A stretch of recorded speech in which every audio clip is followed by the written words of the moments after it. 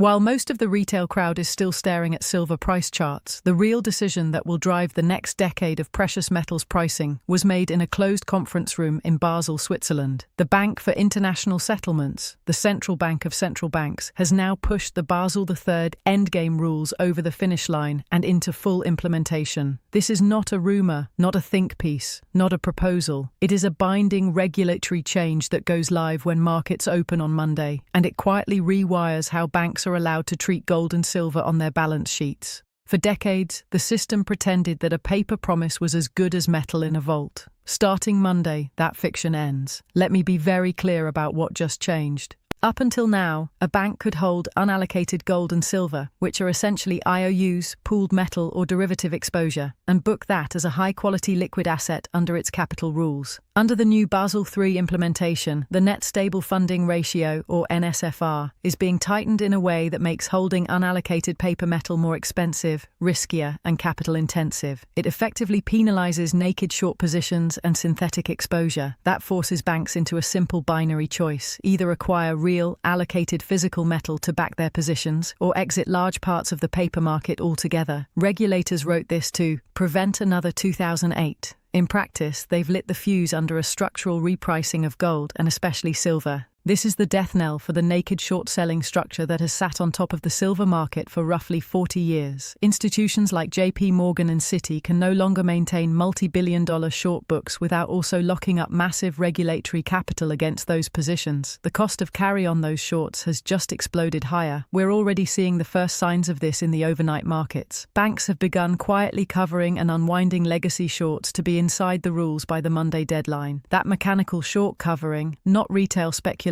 not meme activity, is the real bid under this market right now, and that's just the first layer. The most bullish structural change in this entire package is the reclassification of gold, and by direct association silver, as a Tier 1 asset. Historically, gold was treated more like an equity or a risky asset in the regulatory stack. Under Basel III, properly held physical gold can now sit on a bank's balance sheet alongside cash and treasuries as risk-free capital. That flips the incentive. For decades, banks had an incentive to lease, rehypothecate, and suppress the price because their business model was built around leverage on paper claims. Now, the rational move is to accumulate and hoard real metal to strengthen regulatory capital ratios. When the marginal player in the market, the banking system itself, shifts from systematic seller to structural buyer, the price floor doesn't just move, it resets higher. This also explains the mystery liquidity vacuum you saw last week.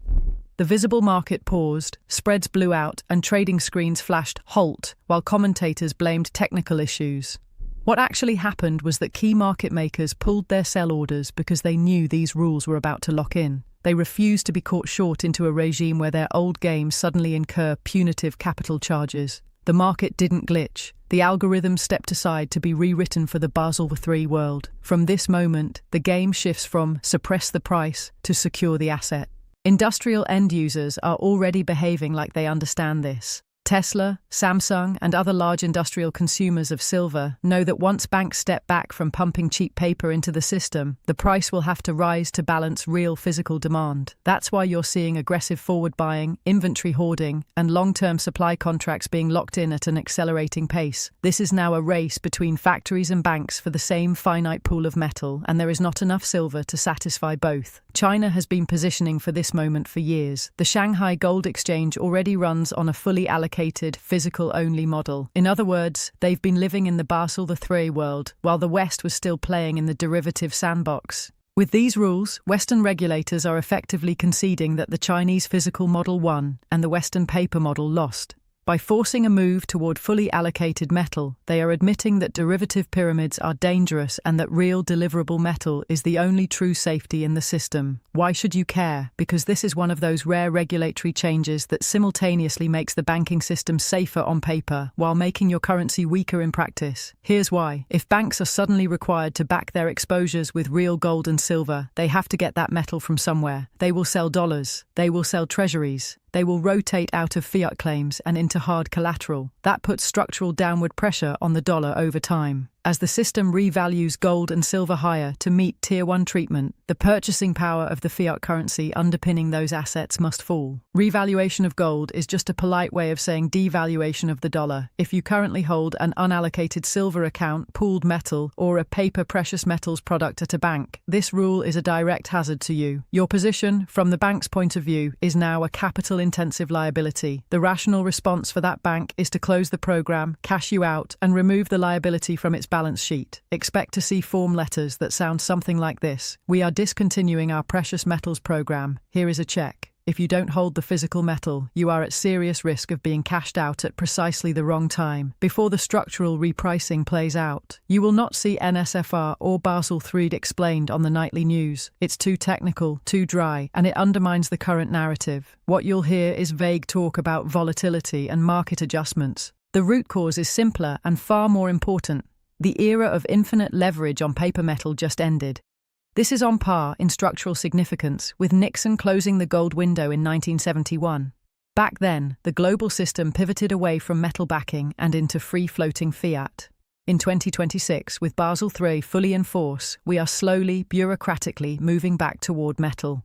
Not via speeches or monetary conferences, but through dry banking regulations. Central bankers know the sovereign debt trajectory is unsustainable. They're quietly preparing the lifeboats, and those lifeboats are made of gold and silver. As banks retreat from manipulation and synthetic shorting because the carry cost has blown out, real price discovery can finally start to emerge. That doesn't mean a straight line higher. In the short term, you should fully expect violent volatility as paper shorts are forced to cover, algorithms are rewritten, and liquidity gaps appear. But the long-term direction is not ambiguous. The clearing price must rise to a level where real physical supply meets real physical demand without a massive overhang of leveraged paper dilution. That equilibrium is not at $85. It's significantly higher. Now layer in the credit side. Because banks must hold more capital under these rules, they will lend less. That hits the real economy almost immediately. Mortgages become harder to qualify for. Business credit tightens. Lines get reduced. A system-wide pullback in credit availability is the textbook definition of a developing credit crunch. That creates deflationary pressure in the real economy. At the same time, the Federal Reserve is almost guaranteed to respond to stress with more balance sheet expansion and liquidity support. Deflationary pressure from credit contraction colliding with inflationary money printing is the classic setup for stagflation.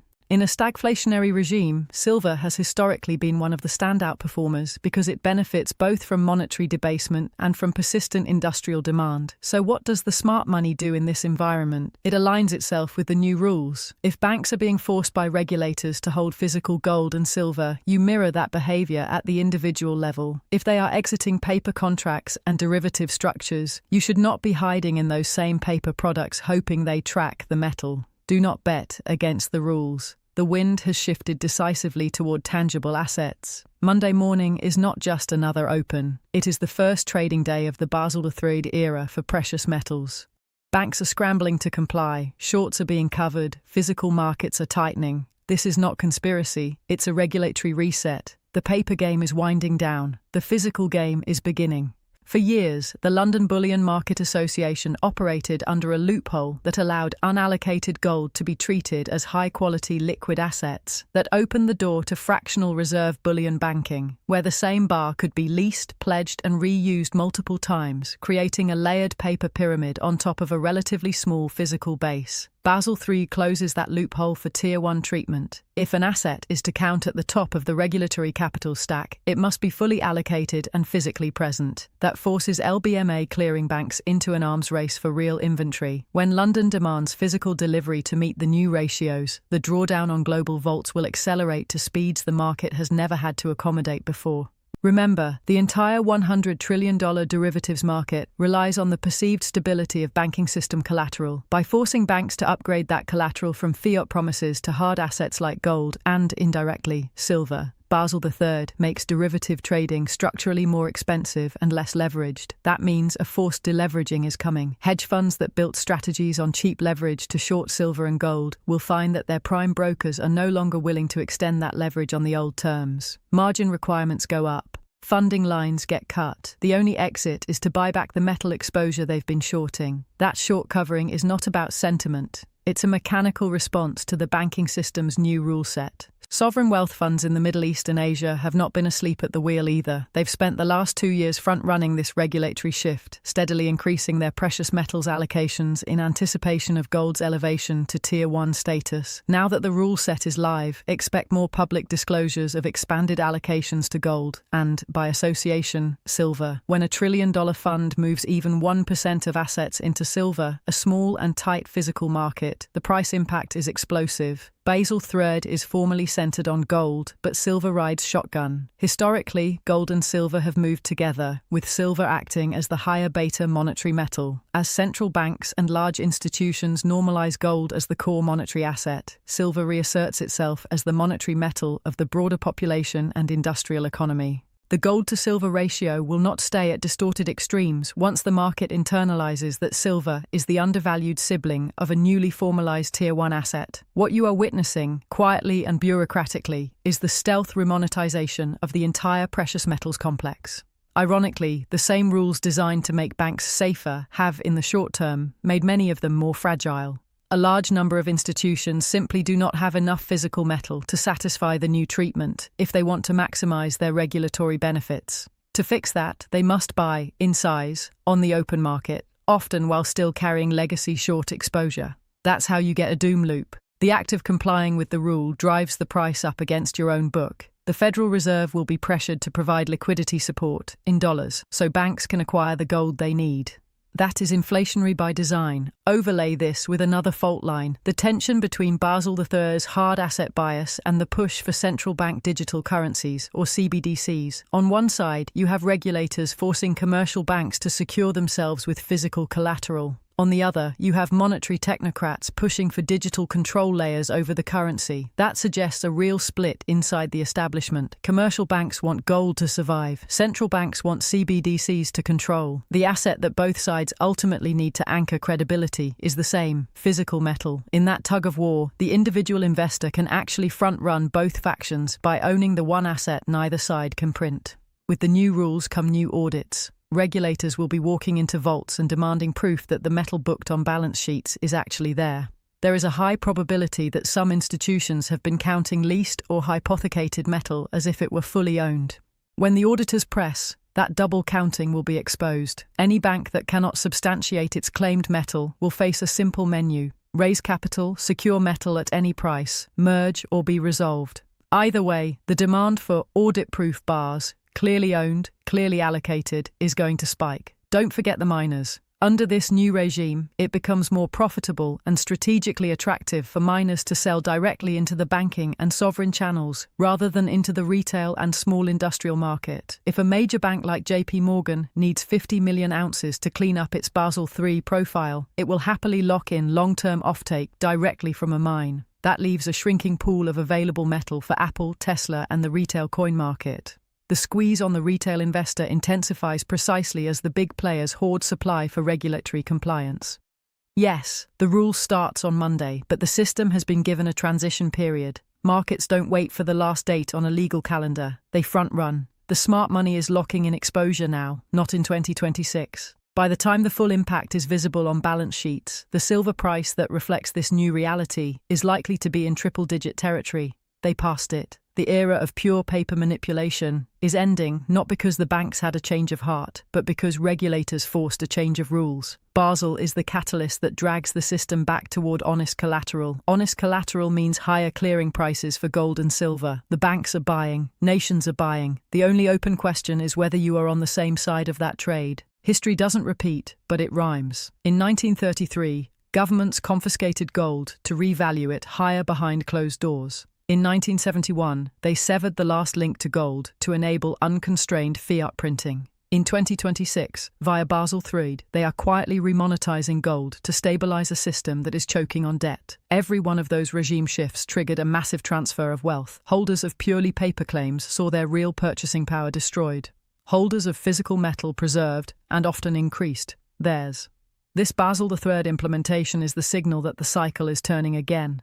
At an institutional level, the system is admitting what many individual investors already suspected: fiat currency, on its own, has failed as a long-term store of value. The architecture is retreating toward hard, non-defaultable assets. Why now? Because inflation has proven sticky and politically dangerous. Central banks know they cannot grind inflation back to 2% without breaking employment and asset markets. So instead of fixing the price problem directly, they're changing the definition of what counts as safe inside the system. By elevating gold and, indirectly, silver to Tier 1, they are creating a new anchor that can survive a decade of elevated inflation without destroying the perceived solvency of key institutions. The message is clear. They are planning for higher prices, not a quick return to the old normal. For 40 years, US Treasuries were the uncontested, risk-free asset. Basel III quietly challenges that monopoly. By putting properly held metal on the same regulatory footing as government bonds, the rules acknowledge that bonds, which lose value as rates rise, are not the only credible base collateral. That will not be a small rotation. Over time, a secular shift of capital out of sovereign bonds and into monetary metals is almost inevitable. In a market as small as silver, even a 1%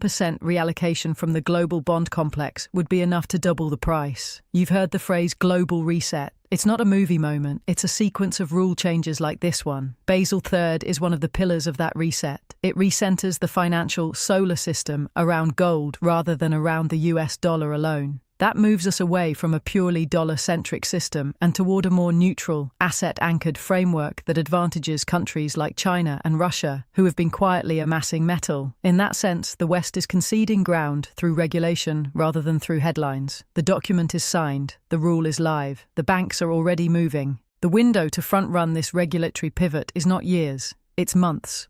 Once the full weight of the global banking sector starts competing with you in the physical market, the average retail investor will be priced out of meaningful allocations. Do not wait for mainstream news to validate this. By the time it filters into a headline, the move will be well underway. The news is produced by institutions that benefit from buying your silver and gold cheap. Watch what they're required to do, not what they tell you to do. Follow the balance sheet flows, not the narratives. The banks are being pushed into buying physical metal and exiting leveraged paper structures. If you want to be on the winning side of this reset, you buy what the banks are forced to buy, not what they're quietly trying to offload.